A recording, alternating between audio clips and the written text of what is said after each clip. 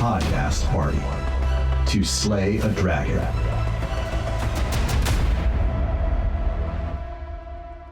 Neither the cold brazier at the bottom of the stairs nor the musty smell bode well for what you will find in here.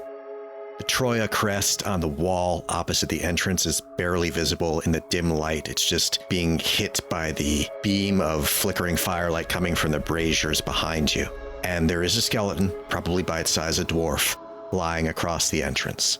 You can see some firelight in the chamber ahead of you that leads you to suspect that there may be a lit brazier around the corner just to the south. Do you know where your friends are being held? Couple locations. Northeast, could be some there. Others northwest. You gotta go deeper in.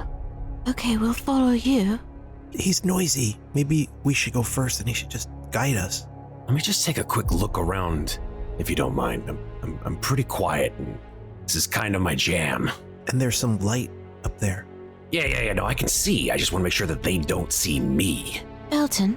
Yeah. And when he turns to me, I'm gonna boop him on the nose, and he's gonna know that because I've done it before that means I'm casting Unfickle Fate. So as an action, I touch him, and for 1 hour he remembers a premonition, and during that 1 hour he can choose to reroll an ability check, attack roll, or saving throw.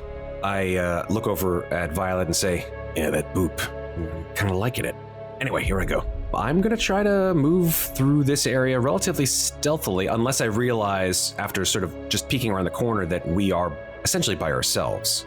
You look into the next room. About 5 feet across the floor in front of you is that dwarf skeleton, Belton, and it shows unmistakable signs of blunt force trauma. And it's lying face down, and it's fully skeletonized, like it's likely been lying there uncared for years.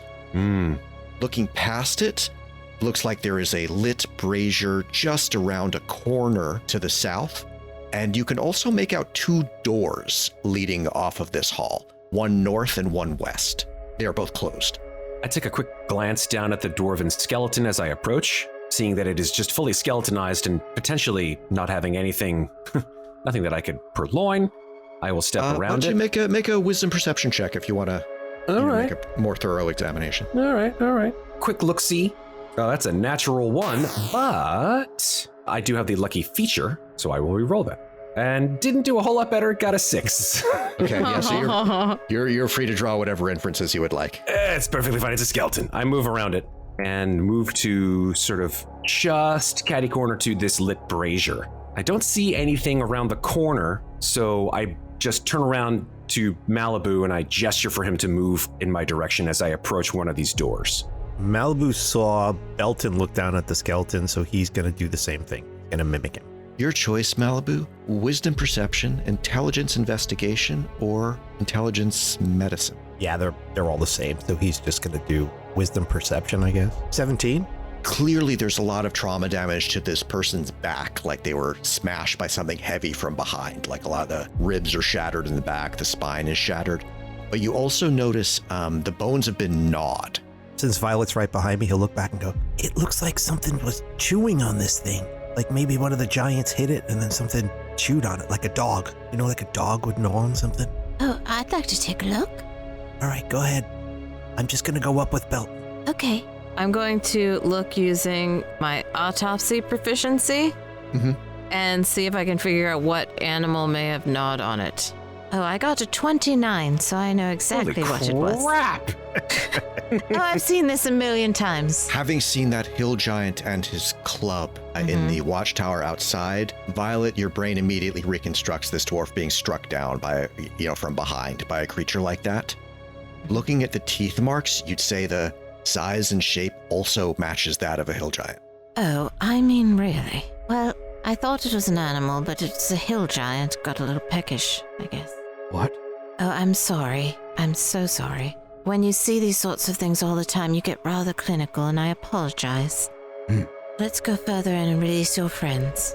If there's any left, move up. So there's 2 doors, one to the west and one to the north. I motion to Maliboo and I point to my ear and I point to the northern door. Maliboo will go up and he thinks he's telling him to listen at it, so he'll put his ear against it and listen. Wisdom perception check, Maliboo. An 11. It's a pretty heavy stone door, Maliboo. You press your ear to it. Your sense is it's pretty thick. You don't hear anything. I got nothing. All right. And Belton will do the same on the door to the west. Okay. Wisdom perception? Yep. That's a dirty 20. Belton, you gesture silently for your friends to be quiet. You close your eyes, focus entirely on your hearing. And then you hear from the other side of the door, maybe not immediately on the other side, but within 15 or 20 feet.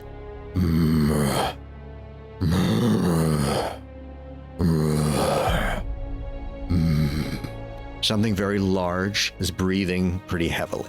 Now, these doors are not very large doors. They're dwarves, so... They're not particularly small either. Like, it's meant to be an impressive holy shrine. Yeah. So you certainly feel like a hill giant stooping and cramming could pass through these doors.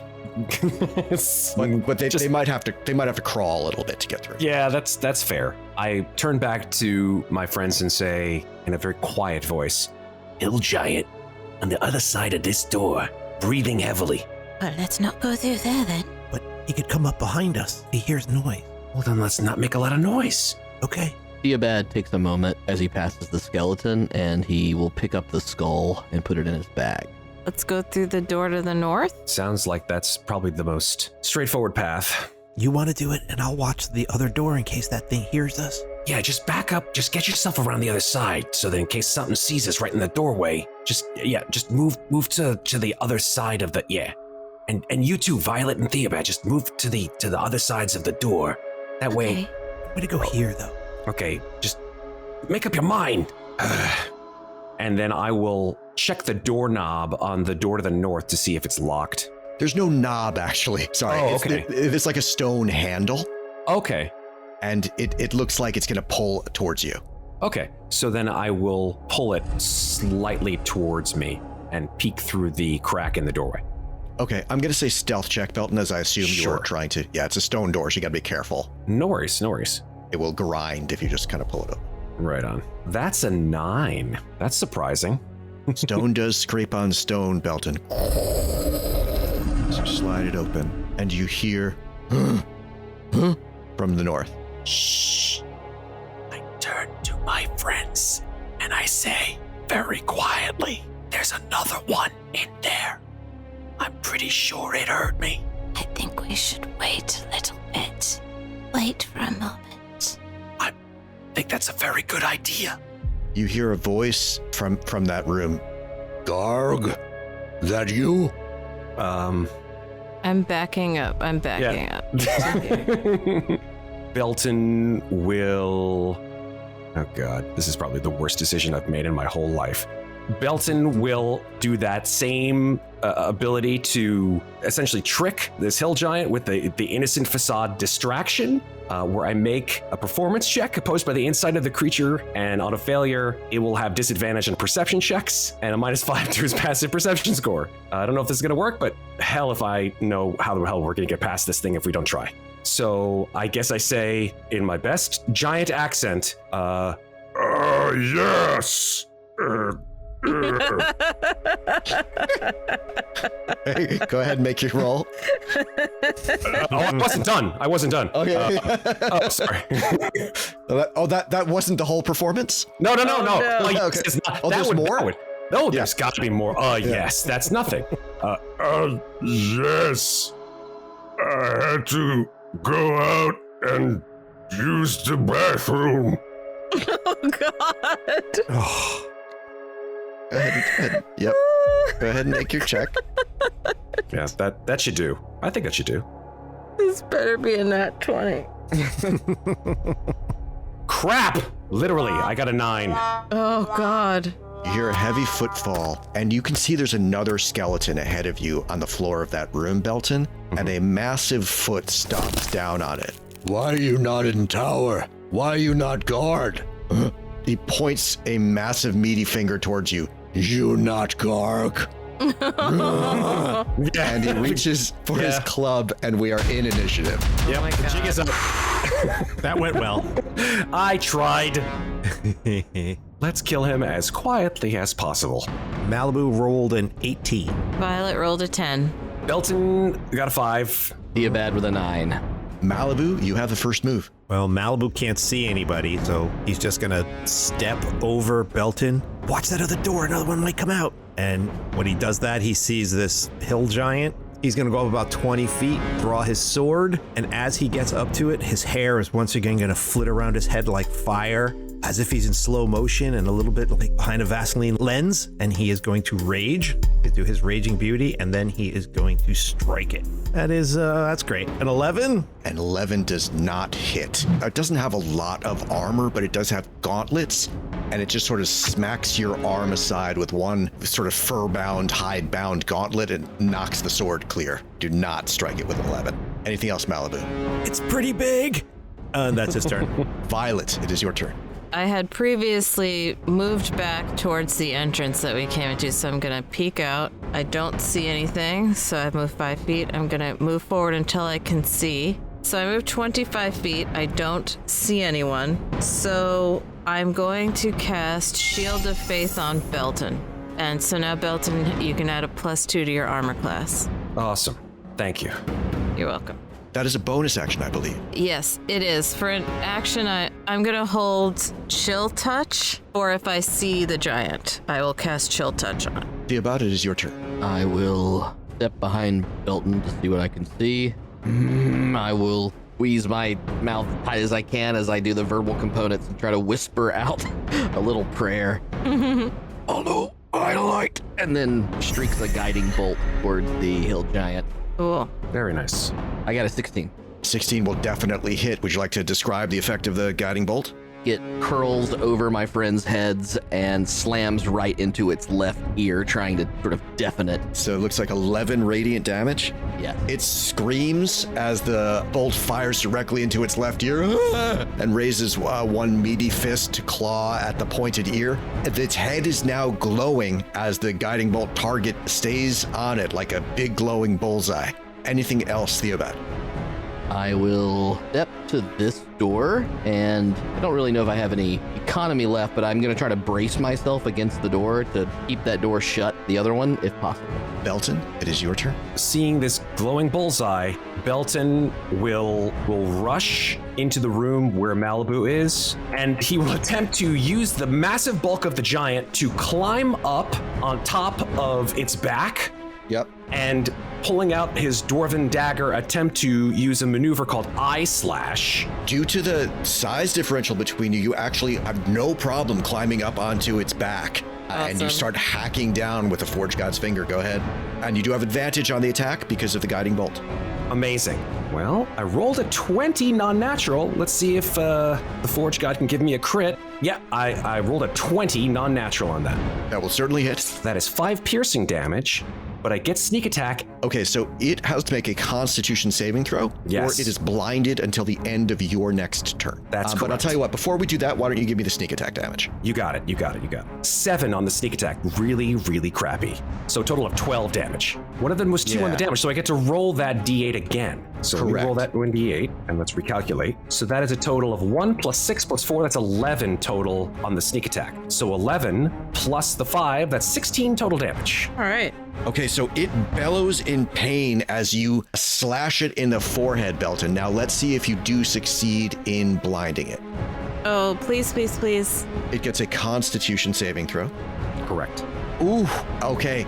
They're pretty healthy, but that is not going to work with that roll. So yes, you slash it and blood flows down into its eyes, Belton, and it is panicked. You're riding its head, and it's just sort of reaching up with its club and its hand to try to get hold of you, but it has no idea where you are, and it is blind. End of your next turn. Okay. That's huge. That is We've huge. got eyes and ears, now we just need mouth and nose. Okay. Anything else, Belton? I use the opportunity, once it's blind, to sort of slide down its arm and land next to Maliboo. You can see it is completely disoriented, gives a howl of fear and pain, feels you climbing down it, Belton, and it's going to try to smash at you with its great club. It will have disadvantage, but it does get 2 attacks. First attack is a nat 1. Yeah, it hopelessly misses you both times, Belton. Amazing. I give a little elbow shot to Maliboo and say, "Got him! Your turn!" Okay. You hear from both the east and the west heavy footfalls moving in your direction. Crap. Gunglug, what wrong? That you? Me here yelling. And another hill giant squeezes into the room, looks down, sees Maliboo, its jaw drops open in alarm, and then its brows furrow in anger, and it swings its club at Maliboo. First attack on Maliboo is a crit. Oh no. Oh, that hits. That is 44 bludgeoning damage. What? But I'm raging. Maliboo So it's was only- raging, so that is reduced to 22 bludgeoning Oh, thank God. Gosh. Wow. And it does raise the club for a second strike. Oh my god. And smashes the stone floor between Maliboo's feet. With the second strike does miss. Oh. It cracks the stone between your legs, Maliboo. Theobad, you hear footsteps approaching that door that you're braced against, and it starts shuddering. Theobad, can you please make a strength athletics check? Oh boy. 4.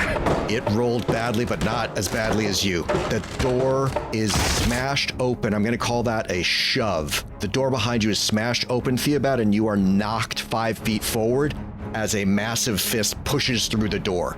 It's actually smashed partially off its hinges, and you can see another giant crouched in that doorway, but it has used its action to smash you away from the door. It does have more movement, though, so it forces itself through the door into the room next to you, with you and Violet, Theobad. Oh my God. We're back at the top of the order. It is Maliboo's turn. Maliboo is staggered by that hit, but he's going to take a shot at the wounded one, and it's blinded, right? It is blinded, so you will have advantage. That's a 19. Yeah, 19 definitely hits. So that's 11 points of slashing damage, and fire is also going to run down his arm and burn it for another 1 point of fire damage. It howls in pain as you slash it, and then there is a small scorch line that follows Dragon's Bane, Maliboo. Yeah, it is wounded, but it is still up. Anything else, Maliboo? Yes, bonus action. He's going to try to bash it in the knee with his shield. A 10. 10 does not hit, but you still do have advantage because it's blind. Oh, another 10.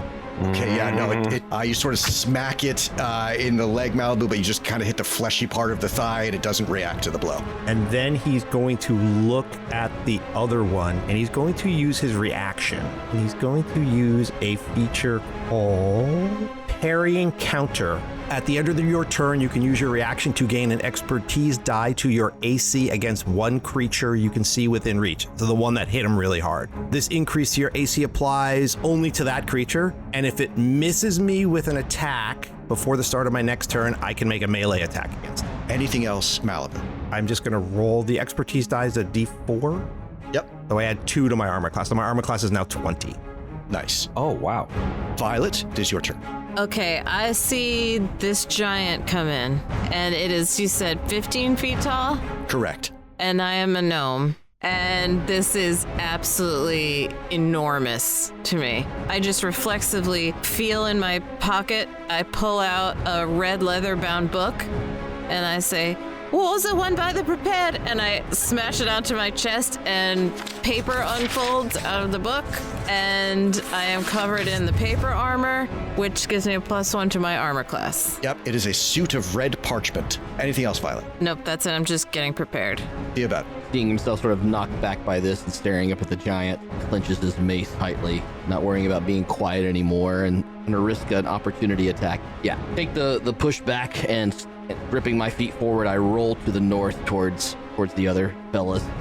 Okay, the giant does swing at you with its club as you move away from it. That is going to connect. 20 points of bludgeoning damage, Theobad, as it smashes you across the shoulders as you step away from it, Theobad. Oh my god. He takes the blow and is launched forward towards the others. He puts his knee down and says, I need your help now. And I will cast Spirit Guardian. Nice. Yes. Oh my god. Yes, please. Love that spell. Can you please remind me of the radius of that? It is a 10-foot radius. I thought it was 15, but my character sheet says 10. Me too. Maybe they maybe Level Up A5E nerfed It a little because it's so good. Yeah. Yeah. I'm gonna double check it, but I suspect that they have Oh, this come move on. scouted, and they understand that it's like one of the best things a cleric can do. And they Yeah, decided, exactly, right? Let's see. Does say 10-foot radius. Okay. Oh, boy. Interesting, level 5e. Okay, however, I believe the giant that just attacked you is not still within 10 feet. That is, you are still going to get all three of them. Yeah. So what do your spirit guardians look like, Theobad? I think you see other ancient dwarves all rise up from the ground, each carrying different kinds of maces and axes, and together they kind Yes. of move in one sync motion and strike love out it. at everything around them together. Cool. Hey, awesome. Anything else, Theobad? And then with my bonus action, I will use my dwarven toughness to gain some temporary hit points back. Nice. Nice. As I am inspired by watching them around me take a breath in. Awesome. 5 hit points back. Belton, it is your turn. Hill giant that you blinded is still blind. It will recover its sight at the end of your turn. Right. This thing being enormous, I will be able to just scuttle right through its legs to get to the other side without any impediment at all. Absolutely. So that is exactly what I do, getting to the other side of the giant and therefore giving me advantage on this strike. Yes, although it's blind, so you have advantage anyway. I will make another attack with the dagger. At the same time, I could pull out my short sword and do, offhand attack. So that's exactly what I do. So I'll take a strike with the dagger and then a strike with the short sword with my bonus action. Both are with advantage. Here we go. Unfortunately, with the dagger roll, even with advantage, all I got was a 9. Okay, yeah, 9 does not get through its thick hide, Belton. But I will attempt to strike at it with my short sword with my offhand attack. An 11. Wow, my dice are shit right now. No, that also fails to pierce its hide, Belton. Anything else? I've used my action on my bonus action. Unfortunately, I have very little left that I can do at this point. It raises its meaty hand and wipes the blood clean from its face, and then turns around and swings the club at you, Belton. That is going to hit. Point of clarity, it would have to do the wisdom saving. Yeah, throw before turn, that right? happens, they all need to make wisdom saving throws. What is your spell save DC, Theobad? 13.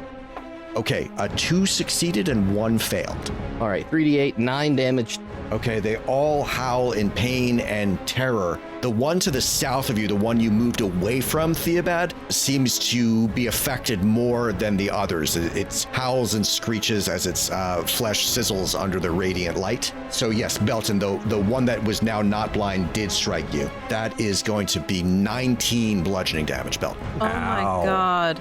I don't know how we're making it out of here alive. And it takes a second swing at you, Belton, with a nat 1. It will miss. Smashes the wall next to you. Maliboo, the one that struck out you earlier, raises the club over its head. The club scrapes against the ceiling and then flashes down towards you, missing. It's now 20. Oh, it misses me. As soon as it misses me, I take a shot at him. A 17. 17 Yes. hits. He's going to take 7 points of slashing and then an additional 2 points of fire. You duck under the swing and then slash at his arms with your swords, slashing and burning them. He howls in pain and takes a back swing at you, Maliboo. Missing again. Yes. Violet, the third hill giant, the one that's been most seriously affected by the spirit guardians, stomps across the chamber towards you. It still cannot quite get out of the way of the spirit guardians, however, and it's going to take 2 swings at you with its club. Nat 1. And the second swing is a 16, Violet. That is target. Okay. Shield. Okay, yeah, you throw up the shield, so it's 16. It's definitely going to miss. You throw up the shield at the last second, the club rebounds against the magical shield that you throw up. You feel it, the weight of it pressing down towards you, but then it harmlessly rebounds. You are not hit. Great. Nice move. Okay, that is the giant's turn. Maliboo, we're back to you. All right, Maliboo is flanking with Belton on the really wounded one. He's going to take a shot at it with advantage with the dragon sword. That's a 23.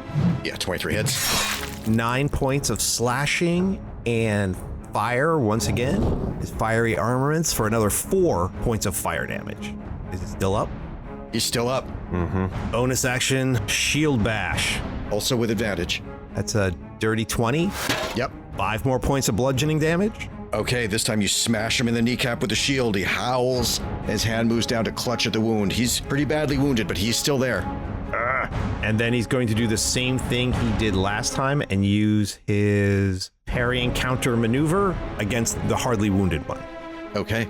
And Violet, it is your turn. Okay, I am going to bonus action turn invisible using Into Mist. This invisibility will last until the end of my next turn. That's my bonus action. I haven't seen what's going on in the next room. I don't know where anyone is. I can't see anybody. So what I'm going to do is, as an action, I'm going to back up 20 feet. I'm going to go around the corner and attempt to hide, just disappear from this thing's consciousness. And then I will come back. Once its attention is on something else, I'll come back. Okay, so dexterity stealth check. And I'll give advantage on this since you are hiding while invisible. That's a 20 for the stealth roll with advantage. Okay. Now you slip around the corner out of its sight. Anything else, Violet? That's it. Theobad.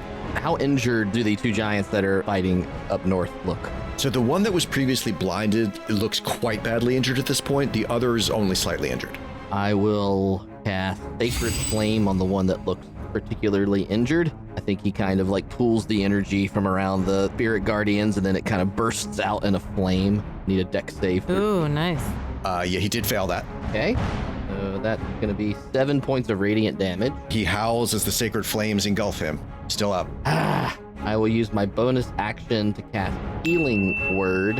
Who looks the most injured amongst the party, I would say? Maliboo? I have 12 out of 31 hit points, so like just a little bit over a third. Maliboo has 19 out of 41, but he's also raging, and he has his temporary hit points from raging. So probably me.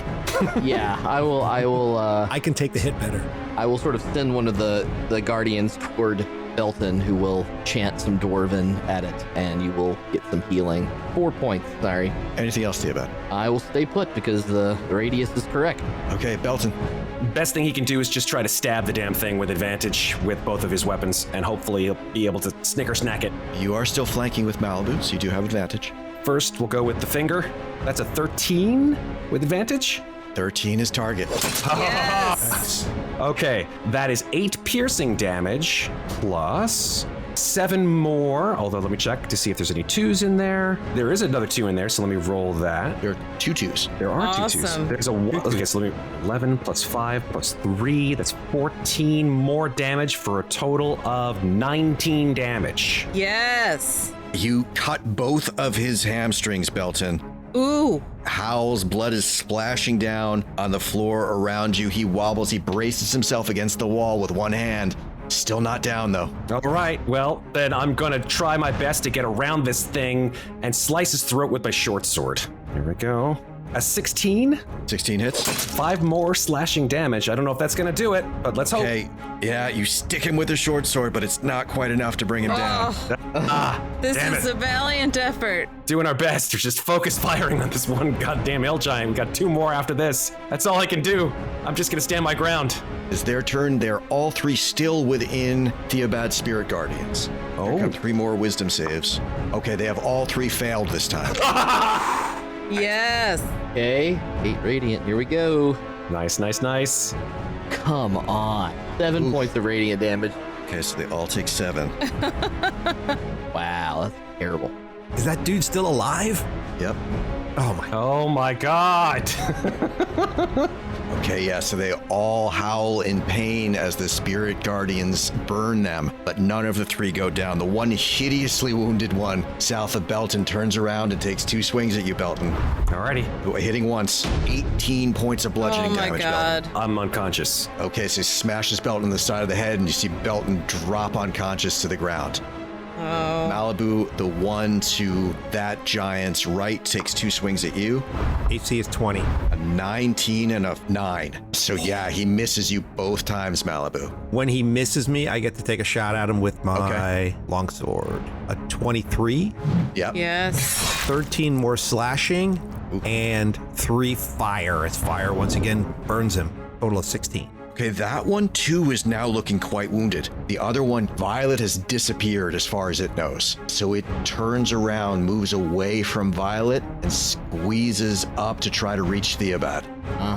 First attack is a 15, Theobad. That hit. Okay, the second attack is a 14. That'll. It could have been worse. That is 24 damage. At 22 hit points. Oh my god. Oh my god. Okay, Spirit Guardians failed. Not also No. falls to the ground. And it is Maliboo's turn. Maliboo God. screams, Troya's down and Belton's down. I know. I have a plan. He can't tell he's in the middle of a fight. Yeah. He's going to first use his shield bash on the really wounded one, hoping to kill it. No Please advantage kill anymore, it. right? Correct. That's a 9, so I miss. Yeah, no, does not get through. And then he tries to follow it in with his sword in behind it. A 22. That does hit. 10 points of slashing and a little bit of fire. And 1 point of fire for 11 points of damage. That is enough. So you slash it down from its neck Amazing. to its belly. All It right. screams and collapses in a flaming dead heap in front of you, Maliboo. All right, and then he's going to do the same thing, the same maneuver again. He's going to point at that one, and he's going to use parry and counter again on it. Violet? I'm going to dash. I'm still invisible until the end of my turn. I suddenly appear directly next to Maliboo, to his east. Holy shit! Oh, hey! I didn't forget. And then I see Theobad is there. Where is Belton? I don't see Belton. He's north. He points past the body of the dead one. Okay, I have dashed, so I can't move anymore. I'm gonna bonus action healing word Theobad. Let me roll that. I have a greater healing potion in my pack. I think you probably saw that I had one of those. Great. Okay, that's 5 points of healing for Theobad. Sorry, it's not more. So Theobad lying prone on the floor of the shrine with the cold stone pressing into the back of your head. You gasp, your eyes flutter open, you are conscious and prone with 5 hit points. And I guess that's your turn, Violet, right? That was movement, action, bonus That's action? all I have, yep. Okay, for now. Theobad, is your turn. Thank you. You're welcome. I'll use half my movement to stand, seeing the big giant next to me. Can I see Belton is down from across the way? Is the other Yes, giant yeah, you can see him below? down, yeah. So I'll use a bonus action healing word on Belton. Nice. Nice. Little chain reaction healing word. So 7 points now. I roll well. 7 points of healing. Yeah, so Belton, you two gasp and All right. it sort of sits slightly up. You're prone and conscious with 7 hit points. I'll just look at them and say, if I go down, there's a song in my backpack. Take it. You have to play it to get in. And I'll point to the more injured one and I'll cast Sacred Flame. It's gonna be a dex save for him. He does fail. All right. 14 radiant damage. Oof. That's a lot. Good one. He steadies himself and looks up at the other hill giant staring down at him and just braces himself for the inevitable. Okay, Belton, it is your turn. Remind me, if I move through my allies, even though I'm a small creature, does it still count as double movement or no? It does not, except actually for Violet, because she's the same size as you. But Right. the ones that are bigger than you can move normal speed. Totally fine. Okay. I wake up. Anybody catch the license plate of that wagon? And then get my bearing, grab my potion of greater healing, uncork it, and drink the whole fucking thing. Okay. That gives me back 15 hit points.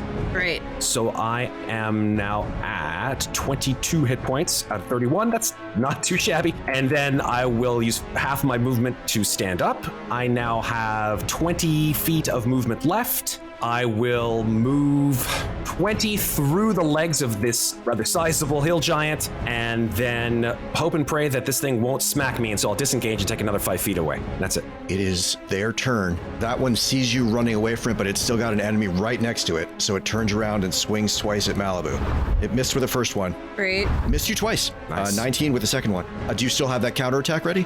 Absolutely. That's an 11. Nope, misses. Ugh. And the other one is looming over Theobad. Misses with the first one. 13 with the second one. That misses. Oh, Yes. thank God. So it smashes the walls on either side of you, Theobad. Bad round for them. Maliboo's turn. Maliboo, he saw Belton go by and he steps up 5 feet, so hoping Belton will go on the other side. Belton will flank with him at some point, and he will take a shot at it with his longsword. A 10. 10 misses. Bonus action, shield bash. An 11. Wow. Misses. 3 misses in a row. All right, and then he's going to use his last maneuver, exertion point, and once again point at it and bring his AC up to 20. Violet. Is it an action to hand someone a potion? No, it is. As long as they're standing next to you, that's a free action. That's fine. Great. I hand Theobad a greater healing potion. I say, take this if you need it. And then I magic missile the giant that's in front of Maliboo at 2nd level. Great. I rolled a 4, so that's 5 times 4 is 20 points of force damage. 4 eggplants, heart 2 on either side of Maliboo's head, brushing past his pointed ears. Force damage thuds into the giant's chest and stomach. Staggers and braces itself in that narrow dwarf-sized hallway. It is also looking very badly wounded, but it is still up. All right, anything else, Violet? Nope, that's my turn.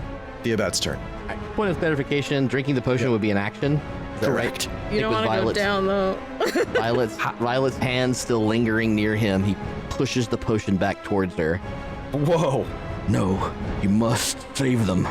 And he turns and casts Guiding Bolt, firing at the injured one. That is a 10? Is a 10. Yeah, the guiding bolt just flies past its head and strikes the wall above it. Son of a bitch. I don't think I have any other bonus actions, so we'll continue to stare down the one in front of me. Okay, Belton, it is your turn. I'm gonna go ahead and just step up next to him, brandishing my sword and my dagger, and I'm gonna just let loose, just like scream, "Ah!" and then do my best to kill this fucking thing. Okay, you will have advantage as you are now flanking with Maliboo again. I'm gonna go with the short sword first, an 18. 18 hits. 5 slashing damage. Here comes the sneak attack. No 2s. That's an additional 12 slashing damage. Great. 17 total. 17 total, okay. Point of the short sword comes through its ribs. You see it stick out in front of you, Maliboo. It gasps and gurgles, clutches at the wounds. Still up. Oh my god, it's still fucking up. Ah! Dwarven dagger. Jesus. You have advantage. I do. 21, another 5 piercing damage. It has 1 hit point left. Holy Yes! Nice. Yes. You stick it from behind with the dwarven dagger, and then, like, you sort of jump up, plant the dagger in its back, put all your weight, and just pull down. Gross. You tear a ragged hole in its back, and then you dodge out of the way as the huge 15-foot body comes crashing down towards you. But the second giant is down. 1 to go. I still have some movement, so I will climb up on top of the body of this hill giant and just parkour as best I can through giant flesh. Look and see there's a third one right behind Theobad. And I'm like, God. Then I will just stand behind a piece of the masonry and hope to God that they can fucking kill this thing. I'm done. It's the last giant. Theobad is still right in front of it. Takes 2 swings with its club. First is a 13, which I think just misses you, right? Misses. All right. Second strike does hit you. 14 bludgeoning damage. Okay, not insta-kill, but I am down again. Okay. It knocks Theobad again down to the ground, and it's gonna step forward over his prone body. It's got no more attacks, but it squeezes up next to Maliboo and Violet. Maliboo, it is your turn. Maliboo spins around and sees another one. Okay, one more. Takes his longsword, takes a shot, crit. There we go. Yes. There we go. So that's going to be, The whole total, and then just double it. all right, so the fire is going to lick down his arm for 2, 10 slashing, so that's 12, so 24 points. Whoa. So it steps up, and you immediately turn around and slash it just below the throat, Maliboo. And then he's going to jump up in the air and try to bash it with his shield with an 11. Yeah, the shield bash does miss. Anything else, Maliboo? That's my turn. Violet. Okay, I look down at Theobad and I check my spell sheet. Hold on. Useful. It's good. Violet, stop looking at paper. Come on. Stop it. Okay, I cast Healing Word on Theobad. It gives him 2 hit points, so he's conscious, and that's all I can do there. And then I just look up at it, so I'll Sacred Flame him. Okay, so it's gonna be a dex save for him. Yep. 10. That's not going to work because it's an 11, so he failed. another whopping 2 points of radiant damage is there, and then I just stare up at him, preparing myself. That's the end of my turn. Theobad, you are once again conscious and prone with 2 hit points. Looking up at a probably interesting view up the... Yep, he's straddling you. For Troya! I see his giblets and I decide to crunch them in holy flame as I sacred flame from there. Okay. That is a dex save for him. That is a 9, which I assume will fail. That's a fail. 9 points of radiant damage. Okay, so you follow up Violet's sacred flame with one of your own. He screams and clutches at his nards. The Forge God smites him where it hurts. And then I will stand and still within his range if I step back 1, I think. I think it'll worry about that. Trying to stagger back and hold himself against the wall for a moment. I'm sort of at this doorway and curious whether I could use the door for a little bit of extra cover. Yeah, you want to sort of try to close the door between you and him, at least partly? Yeah, just kind of grab the stone and just drag it through. Sure, so I'll give you partial cover there, which will boost your armor class by 2 as long as you're in that position. Okay, and I'll just brace myself for another hit. Belton. There's still one of these goddamn things left, so I'm going to see that it's sort of squeezed into this 5-foot space. It looks like toothpaste coming out of a tube. I will bound off the walls as best I can to get to where its head area is, and with a sort of a psycho stab, attempt to again do an eye slash. This is the last of my maneuvers here in terms of points. So let's hope this works. So I say, Maliboo, dock! And then I will jump off of Maliboo's shoulder and bound off the wall, and then come down with a dagger strike to its eyes. A 14 to hit. 14 does hit. That is 6 piercing damage plus, see if there's any 2s in there. There's 1 2. I'm going to re-roll that d8. 4 plus 14, that's 18 additional damage. So 18 plus 5, 23 total. Nice. And it needs to make a con save or it's blinded. 7 on the con save. I rolled a 3. That's a failure. Oh! Okay, yeah. So he's stooped in this cramped corridor. You step right up and expertly slash him above the brow. He's also very, very badly wounded from that hit, first of all. You can see skull that's how deep the cut is. And then blood gushes into his eyes. He's blinded until the end of your next turn. Okay, I still have my bonus action, so I'm going to come down with a short sword and try to slice his throat. A 15 to hit. 15 hits. 5 slashing. Okay, yeah, you slash him across the collarbone. It's not quite enough to finish him off, though. Fair enough. I will take the opportunity after sliding down off of this body and then plant myself on the side between Belton and Maliboo. And panting, finish my turn. All right, he is in his death throes, but he reaches for you with a club, Belton, as you step away from him. He does have disadvantage because he's blind. Right. Would a 13 hit you? No, my AC is 18 thanks to Violet. Okay, he's going to take 1 more. 17, so no, he's going to miss, even if it doesn't matter what he rolls with the second chance. Yeah, so no, he misses you both times. You're welcome. And it is Maliboo's turn. Maliboo's going to take the sword and try to finish this guy. He has advantage because he's flanking and it's blind. Yep. So 17. That does hit, and I think it is medically impossible for him to survive this. 14 slashing. Yes, okay, and 4 fire damage. Yes, he had 3 hit points left, so how do you finish him off, Maliboo? Boy. Maliboo kind of reverse grips again, and he ice picks like he did with the dagger, but this time he does it with a long sword. He just brings it right down through the top of his head. Oh, boy. Its arms splay out, and it just collapses, its huge body almost filling the entire corridor between you and Theobad. But your sword pins its skull to the ground. You pull it out. It gives one final groan and lies still. All 3 hill giants are dead, and we are out of combat. Oh, my God. I can't believe we're alive. I can't either. We had 2 people down. That was rough. My God.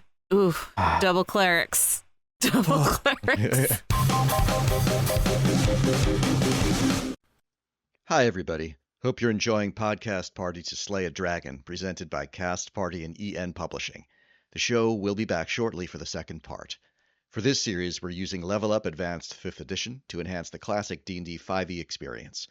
For more info on these cool new rules and enhancements for your 5th Edition D&D games, visit levelup5e.com. You can also purchase this adventure as part of Level Up A5E's To Save a Kingdom, available in both hardcover and PDF formats. This fall, Cast Party returns to the Good Witch in Hastings-on-Hudson, New York, on Saturday, October 19. Join us for an evening of dragon-slaying, dungeon-delving, treasure-hunting adventure. Our professional dungeon masters will lead your party through a tabletop adventure. No previous D&D experience is necessary. Admission includes a 3-hour Dungeons & Dragons experience with a professional dungeon master, a delicious drink and snack courtesy of the Good Witch, plus a few surprises. Located just a short train ride from New York City in the historic Hastings-on-Hudson station on the Metro North Hudson Line. Planning to attend with a group? We'll make sure you're seated with friends and family. New player or attending alone? We'll make sure you're at a table to suit your experience level. Tickets are on sale now at cast-party.com, so don't wait to grab yours. Thanks so much to all of you who helped make Attack on Copper Coil become a gold bestseller on Dungeon Masters Guild. As a result, this adventure will form the second part of the Copper Coil cast, a new Cast Party actual play podcast series premiering in October 2024 right here in this feed. Returning for that show will be Zack Byrd, who appears as Theobad Troya in this episode of To Slay a Dragon. Zack is a New York actor and lifelong D&D player. He's the dungeon master of Party Foul, a YouTube D&D live play. His TV and film work includes Hustlers, Pledge, Blindspot, Unbreakable Kimmy Schmidt, Mr. Robot, and All You Can Eat. Zack is also the co-founder of Young Dragonslayers, a D&D-based online coaching program for tweens and teens. Young Dragonslayers helps kids and teens form meaningful friendships and practice social skills through online D&D. They connect kids with like-minded peers across the US and Canada to embark on an adventure facilitated by a professional DM in a safe and inclusive environment. Their online course, Dragon Leaders, is available to aspiring dungeon masters everywhere starting this summer. Learn more at youngdragonslayers.com.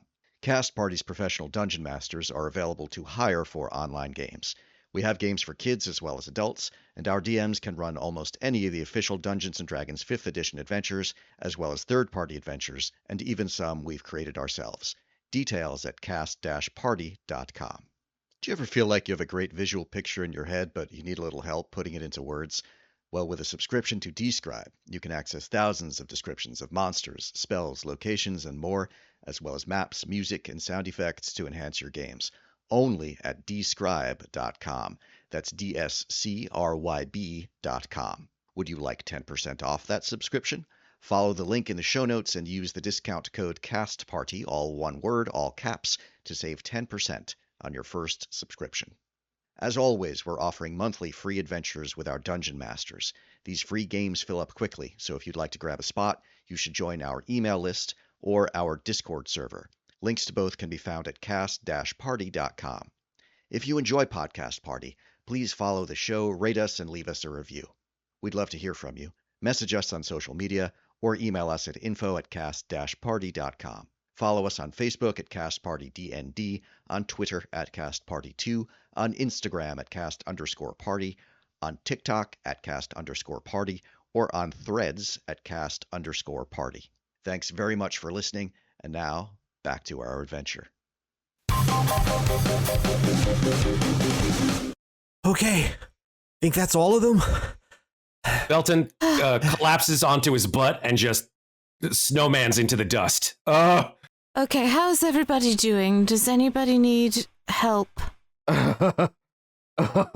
Theobad's hurt. Okay, I'm gonna cure wounds on Theobad. First level, that's all I have. 7 hit points. Thank you again. You're very brave.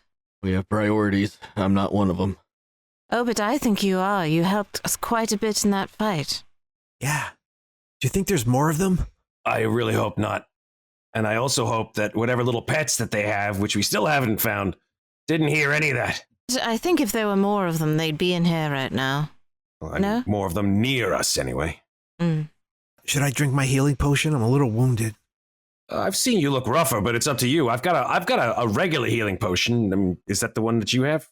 Yeah, that's what I have. All right, well, it's up to you.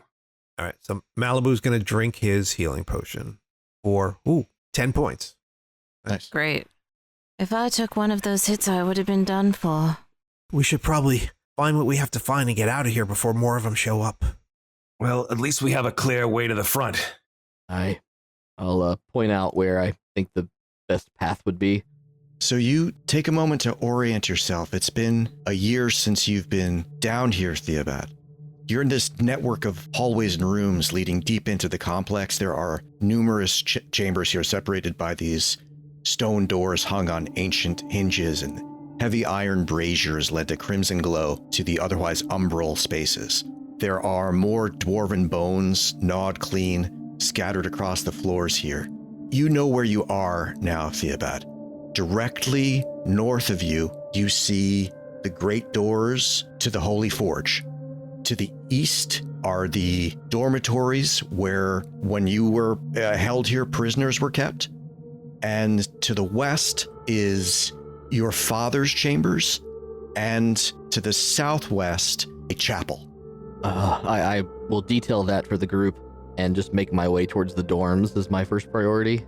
Knowing that a bunch of noise was just made, it probably doesn't matter. I will begin to sort of hum a bit of a dwarven chant, trying to indicate that a friend is on its way.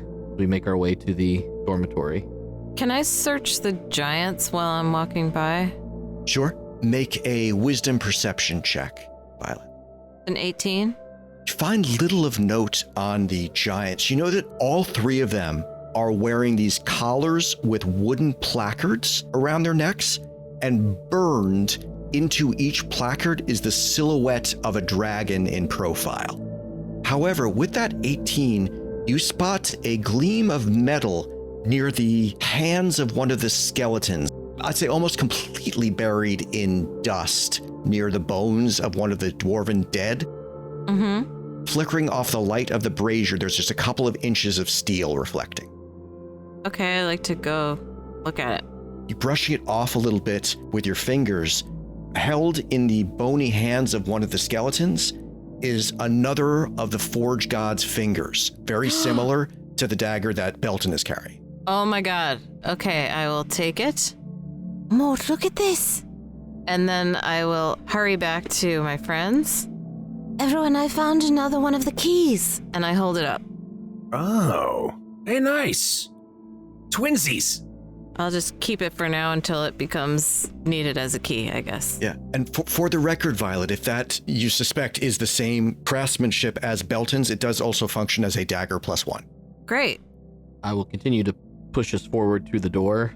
You hear from the other side, tentatively, Theobad.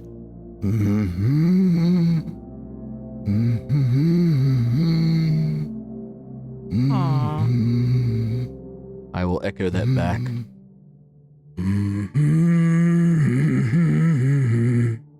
Why are you humming? In Dwarvish, you hear, "Our nation." Time is not done, I respond in Dwarvish. I am Viet Fadap. Who sings that song? Theobad Troya, come to reclaim home. By the Forge God. Theobad, you must take care. Why did you come back? We thought you dead. I'm but a ghost, but I still have a little fight left in me. Where are the giants? How were you not slain? A gift from the Forge Gods. Allies. Praise the Forge God, Theobad. There are 6 of us here, in the barracks. Are you able to move? Anyone bound? None are bound, but 2 are old and weak. They must be carried. One is your aunt, Jurgen Troya. I'll start to try the door now if it's locked or able to be pushed. It does seem locked. So you can recognize the keyhole, Theobad, and you know one of the Forge God fingers would open it. It could also be picked, but it's designed to be opened with a Forge God's finger. Belton, can you try? Oh, mean with... And he pulls out the Forge God's finger. Yeah, sure, okay. And he slides the Forge God's finger's blade into the keyhole. It's an imperfect fit, Belton. It seems that this is not the door for which your dagger is intended. Ah, crap. I guess they're not all... This is not all one make. I have one. I hold it up. Okay, well, give that one a shot. Here you go, Belton. You can try it. Oh, all right, fine. And I take that Forge God's finger and I put that in the hole. Try to slip that one into Belton. Unfortunately, it too is not the right one for this door. Okay, well, if at first you don't succeed, try, and I give the Forge God's finger back to Violet, and then I pull out my Thieves' tools, try again, and I will attempt to pick this lock. Dexterity Thieves' tools check. Guidance. Oh, thank you. That is a natural 1, but being lucky, I will Oh, right. attempt to try that again. Like I hear and I feel the thieves' tool, like the pick bending, and I know it's gonna break, and I'm like, no.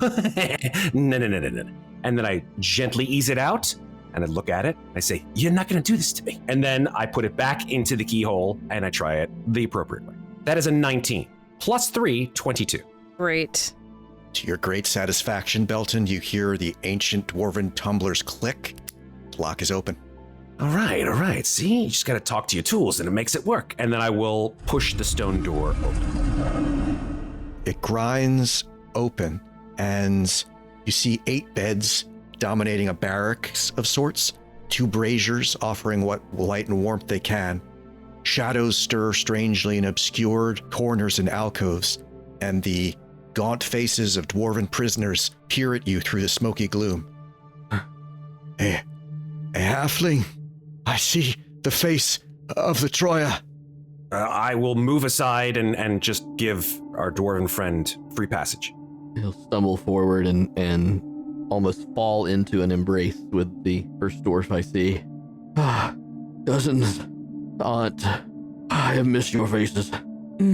All 4 of the dwarves that are on their feet converge on the doorway and put their hands on your shoulders and forehead and bow. One of them falls to his knees. You recognize everyone in here. There is a Derek Troya, your young cousin, whom you know to be an acolyte of the Forge God with some healing abilities. There is Viet Fadap, who you spoke to through the door. Jurgen Troya, your elderly aunt, who's lying in a bed. You can see her past the others. She's in one of the bunks. There is Orsic, another older male dwarf who's also looking up at you from a bunk, and 2 other shrine attendants, Arias and Vistra. A blessed reunion, but we must move quickly. Do you know if there are more than 3 that guard these halls? Viet Fadap looks up at you and says, we have never seen more than the 3 giants. There were others when the forge fell, but they have not remained. But there is, he looks around, there is something else here, Theobad. Something cleverer than giants. We have heard it, commanding them, whispering. His eyes grow wide. It wanted you to come here. It waited for you to return. That is why it kept us. It wants you, Theobad. He points his index finger at your chest. You should not have come for us, but I thank the Forge God that you did. Well, let my sacrifice not be in vain if it is to come. Please carry the others to safety. We could use a little healing if you have any, cousin. Your cousin, Derek, moves up, and he says, I never thought to see you again, my uncle. Of course, my skills are not the equal of your own, but let me do what I can for you and your friends. So, in technical terms, this guy has 3 first-level spell slots, and he does no cure wounds. So he could cast cure wounds 3 times, and he will do that, as directed by you, whoever you want him to cast it on. I'm fine. I don't need any. Maliboo's down 12. Belton is down 9. We'll start with you 2. I'll point him to those and introduce. They are worthy allies. Please care for them first. If you have anything left, I'll take it. Derek says, we of Troya owe all of you a debt. Deep Hall Point does not forget our friends. Belton, you get 4, unfortunately. That's fine. Maliboo, you get 8. Right. I says, and you, uncle? You get 9. Ooh. Cool. Oh, I'm sorry. No, +2. You get 10. Ooh. Ooh. Oh, you are a true priest in the making. He says the Forge God put me here to aid you. Now, if the way to the surface is clear, we can carry our elders to safety. While we go, any other advice, any other things you've learned? He says, the weapon, Theobad, it is still here. There may be knowledge of it in your father's chamber. Aye. Come. And I'll start to guide them out, trying to carefully make sure that no other giants are coming in first, and then guide them to the exit. You're able to guide the 6 dwarves who have not seen sunlight in years slowly up into the moonlit, starry night. They make their way through the old stone gates. I assume you direct them to your hermitage to take shelter. I do. Okay. The 4 able-bodied ones assisting the elderly, they make their way safely out of the shrine towards your hermitage. And you receive a point of inspiration, Theobad. Oh. All right. But right as they're going, I start to tell them, more directions and everything that I have is all the food, anything you need. Don't eat the mushrooms, though. Why not? I'll explain later. Okay, they're a little confused, but they nod trustingly. Just obey the Troya, no mushrooms. Yes, of course. And they make their way back towards your hermitage. I'll turn to the rest of the party for a moment. You have fulfilled your end of the bargain, I will fulfill mine. My father's chamber should tell us more. I wish we could rest, and I don't have much left in the tank. I appreciate all the help that you've given us, Theobad. We gotta get the weapon. So Theobad, you know that your father's chambers would be to the west, the Holy Forge is to the north. I'll put my ear to the door again just to make sure there's nothing else around that I can hear, and then head west if it's clear. Yeah, wisdom perception check. 8. Get a thick stone door, but you don't hear anything behind it. I will be confident in the victory I've had today and push on through. You move through, you see with some dread, Theobad, the door to the north to your father's chamber has been torn from its hinges. You see it lying on the ground in front of the doorway, like wrenched from its hinges and like hurled away from the door frame, as if by a great and terrible feat of strength. I, with reckless abandon, then dash towards his study. Theobad, hold on! Not so fast. I look for any sign of life, any sign of hope. Okay. There is a skeleton slumped against the bed, as if they had only a moment to slip from the sheets before death fell upon him. The hearth opposite the bed lies cold and still, the darkness of its confines deeper even than the shadows dominating the corners of the room. But you do see a leather-bound journal lying atop the hearth. Fewer and fewer Troyas by the minute. I will carefully dislodge the skull and rest it in my pack again. I'll kiss it as I put it in the pack, and then sit on the bed carefully and read the journal. I write in haste. The work is complete, but we may have been too slow. I hear the passage of heavy feet rising from the deep. I smell the smoke and blood of the battle in the halls.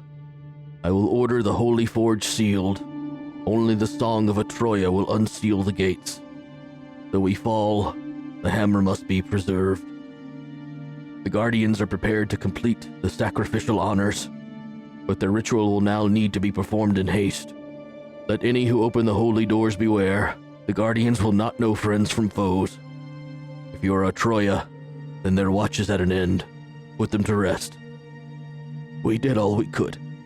Please forgive those who flee and do not judge or curse them. They are our future.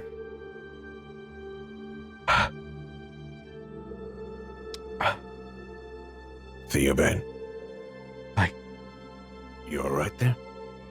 I spent every waking moment since I left cursing them for being cowards, and yet the wisdom of my father to know the future is what is at stake.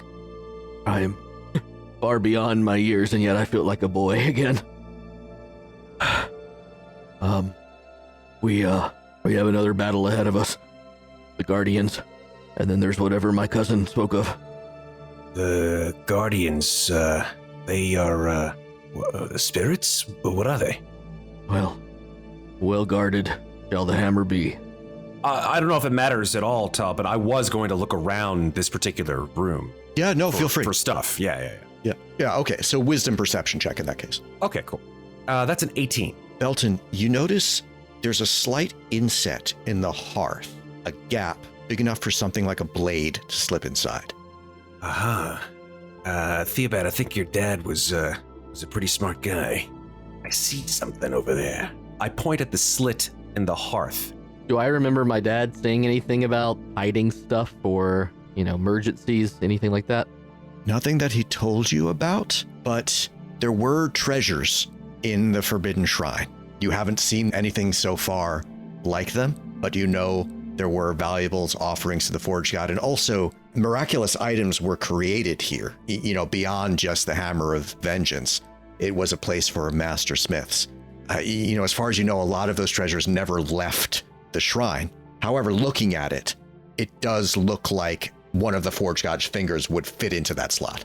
Do you mind if I try the the Forge God's fingers. Absolutely. And I give him my dagger. Your dagger is not the correct Forge God's finger for that slot. Okay. So seeing Theobad's frustration and attempting to use my dagger, I give him a little tap on the shoulder and I say, Violet's got one too.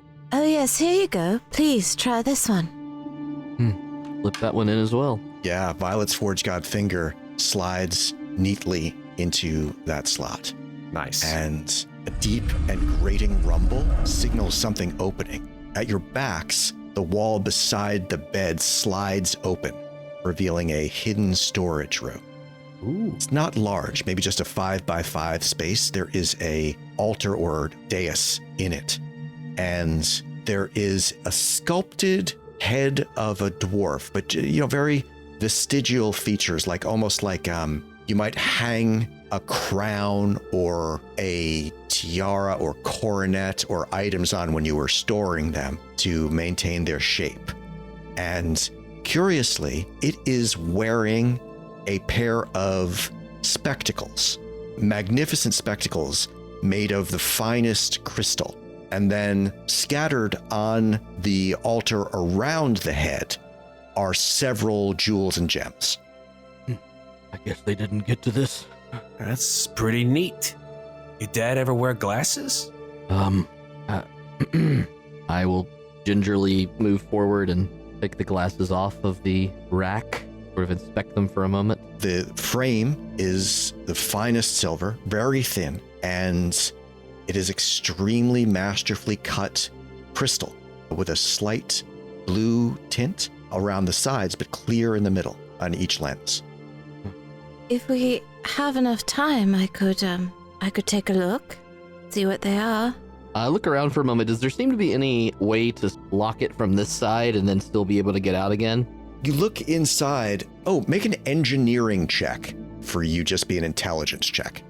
I just need a minute. 9. You're not sure. You're not sure how to close it. If it could help us, I would take the time for it. Try to find a way to seal us in here. That would be good. It will only It's take only me a minute. It's only a 5x5 space. It's very small. I see. Yeah, Okay. yeah. Just like a closet. Ah. You're taking a minute to cast Identify, right? You can do that Yes. as a ritual in a minute because of your Yes. academic thing. Okay. Ooh, that's cool. Yeah. Yeah. It just a minute later, these are magical, Violet. You are able to identify them. They are a pair of angel eyes. Jeez. Both the frame and lenses of these magnificent spectacles are made of the finest crystal. While you're wearing and attuned to the spectacles, you are immune to mental stress effects that would result from a visual encounter. You have advantage on saving throws against sight-based fear effects, and you are immune to gaze attacks. The gems that you find surrounding these glasses. There is an amethyst there, a black star sapphire worth 400 gold. The amethyst is worth 90. Chrysoprase is worth 40 gold, and a citrine worth 30. Oh, man. Do you think these could help you rebuild your community? It would be a start. That's wonderful. You all, if we make it out of this, you're owed a great debt, as my fellow dwarves have told you. But for now, if I hold on to these to try to get them out, might be better for us. Yes, please, hold on to them. But it might be best if we bring these glasses with us, if somebody could take them, just in case. Someone should wear them, right? No, so I'm good with someone else taking it.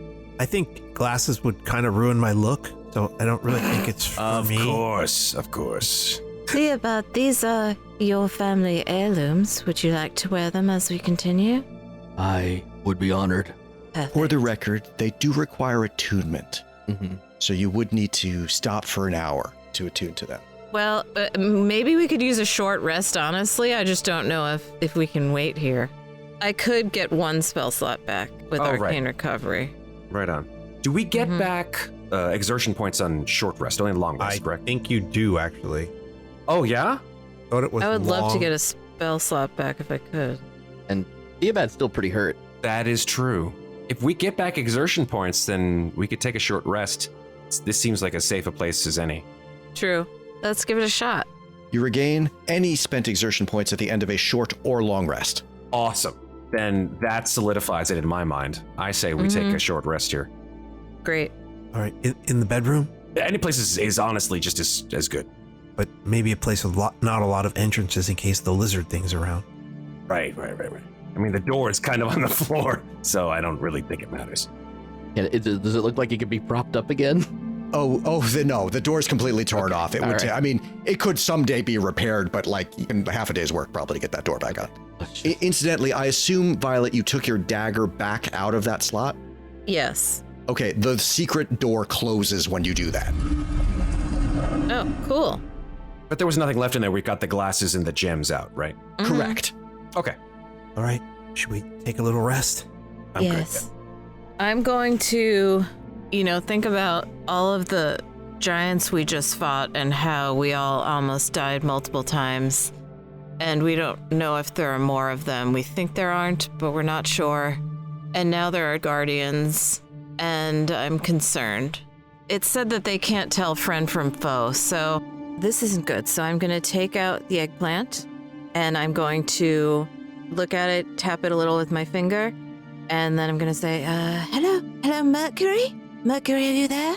Yes, Violet, I'm here. Forgive me, I'm just keeping my voice down as I'm a little concerned about being eavesdropped upon. But what is it? Is everything all right? Oh, no, it isn't. I mean, I'm okay right now, but things are quite bad. We're in the shit, you might say. And, I was wondering if I could get some help. To make a long story sort of short, I'm going to say that we're at Deep Hall Point, which is an incredible dwarven stronghold. Specifically, we're in the Forbidden Shrine, and we've had to fight quite a lot of enemies to get here. Everyone's very hurt and low on spells. I have got quite an empty tank, you might say. We have to get into a forge, and it's very important we get in there. We were told that once we get in, which I'm sure we will, there would be some guardians, and I don't know what their nature is, but I don't think it's a pack of flumps. So do you have anything to help us with? Yes, I quite see your position, Violet. It is a bit of a sticky wicket. All right, Violet, I'll tell you what, help is on the way. Sit tight and give me 1 hour, all right? And someone will come to your assistance. Oh, that's wonderful, thank you. How will I know them? Well, their appearance may be a bit disturbing or appalling, but they shall be able to identify themselves to you and assure you of their good intentions. Oh, well, okay then. I very much appreciate it, thank you. All right, Violet, 1 hour. Okay, bye. There is silence from the eggplant. I put the eggplant back in my pocket, and I say, Don't worry, everyone. In an hour, something abhorrent is going to come and save us. So as your companions rest, catch their breath, recover, tend to their wounds, contemplate the fate of Deep Hall Point, slow, dragging footsteps make their way out of the darkness of the point, through the ruined door, and... Something... What is that? A shadowy figure with yellow glowing eyes appears, hovering in the threshold. Should I kill it? No, don't kill... I think he's going to eat us. No, he wouldn't. He would never do that. The ghoul raises its arm, extends its finger, and points towards a space about 3 feet behind Belton in the shadowy corner of the chamber. And its jaw begins to work up and down, and a familiar voice issues from somewhere inside it, and it says, Violet, Belton, nice to see you again. It's I, your old friend Mercury, having a bit of trouble piloting this slightly unconventional. One hand kind of flops up to his face and probes it, not in the best condition, slightly charred. I retrieved it from that unfortunate village below. I'm only able to speak through it for short bursts at a time, but I did want to ask you, who is that? He points into the corner again, behind Belton, and points to a space maybe 3 feet behind you, Belton. What? I turn in that direction. Is someone there? You see, momentarily, a pair of yellow glowing eyes in the shadows, and you have the sense of blue skin, pointed ears, and blue hair, and then it disappears as quickly as it appeared.